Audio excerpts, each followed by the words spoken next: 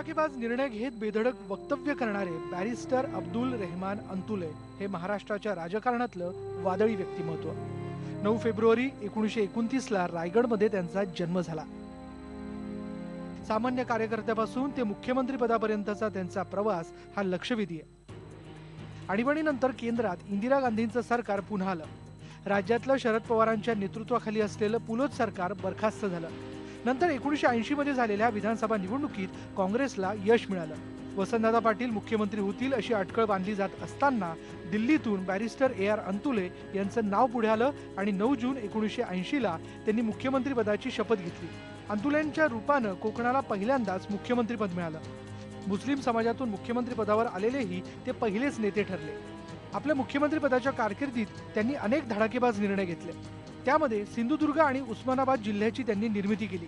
निराधारांसाठी संजय गांधी आणि स्वावलंबी योजना सुरू केली. राज्यामध्ये स्वातंत्र्य सैनिकांची 800 स्मारकं उभारली. मंत्रालयाच्या स्वागत कक्षात शिवाजी महाराजांचं तैलचित्र त्यांनी लावलं. मुख्यमंत्र्यांचा जनता दरबार हा त्यांनी सुरू केला. शिवाजी महाराजांची भवानी तलवार लंडनच्या म्युझियम मधून आणण्याची त्यांची घोषणा चांगलीच गाजली. त्यासाठी ते लंडनची वारी करून आले. मुख्यमंत्री असताना त्यांनी मुंबईचं नाईट लाईफ पाहण्यासाठी रात्री शहरात फेरफटका मारला आणि अनेकांचे धाबे त्यावेळी दणाणले.